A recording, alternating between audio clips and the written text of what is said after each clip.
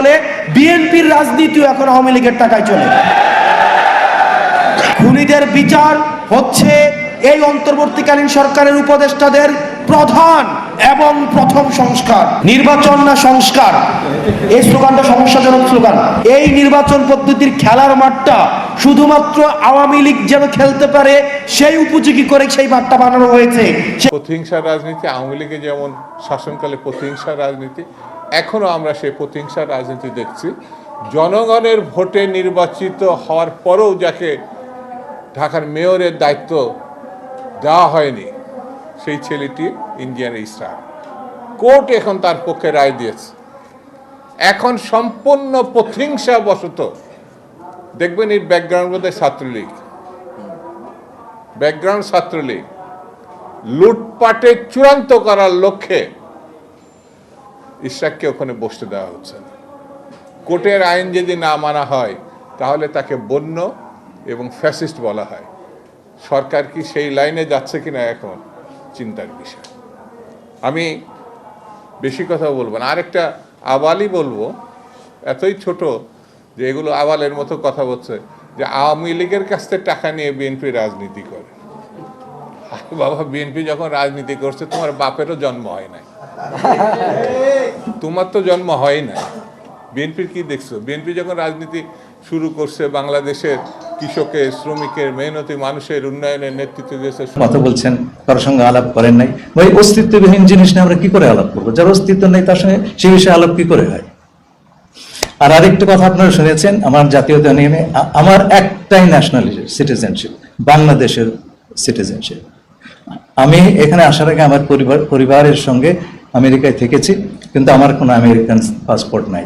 বাংলাদেশ ছাড়া অন্য কোনো দেশের জাতীয়তা আমার নাই। এখন আমাকে যদি বলা হয় যে আপনি জাস্ট বিকজ কেবলমাত্র আমি আমেরিকায় থেকেছি বলে যদি আমাকে বলা হয় আপনি বিদেশি নাগরিক, তাহলে তো কালকে তারেক রহমান সাহেবকে সে কথা বলতে হয়। এটা তো আমি আবেদন করবো আপনার বুঝে শুনে কথা বলবেন।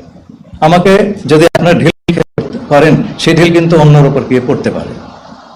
আমি যেটা নই আমাকে সেটা বানাবেন না প্লিজ।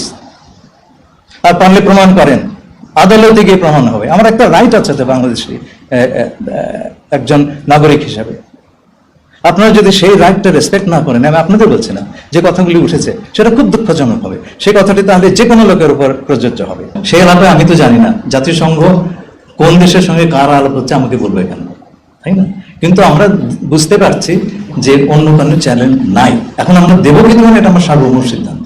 আচ্ছা, 2 নম্বর সাউথ সুদান, এটা নিয়ে আপনি একটা জিনিস মনে রাখবেন, জাতিসংঘ এই ধরনের বিষয় নিরাপত্তা পরিষদের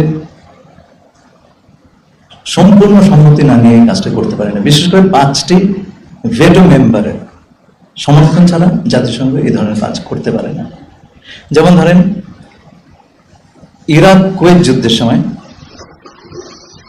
ইরাক ঢুকে পড়েছিল কুয়েতে, তারা ফেরত যাচ্ছে না। জাতিসংঘর নিরাপত্তা পরিষদে সবগুলো সদস্যের সম্মতি নিয়ে সিদ্ধান্ত হলো একটি জাতীয় সংঘ বাহিনী সেখানে যুদ্ধে অবতীর্ণ হয়ে ইরাকের সীমান্তের ভেতরে পাঠিয়ে দিবে, ইরাকের সৈন্যদের।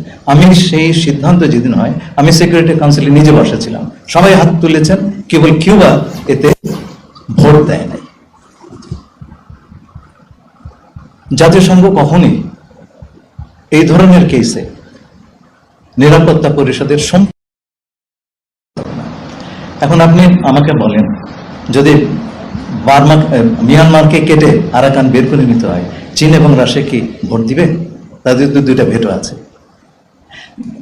নিরাপত্তা পরিষদে এই বিষয়ে একটা প্রস্তাব গ্রহণের চেষ্টা বেশ কিছু কাল ধরে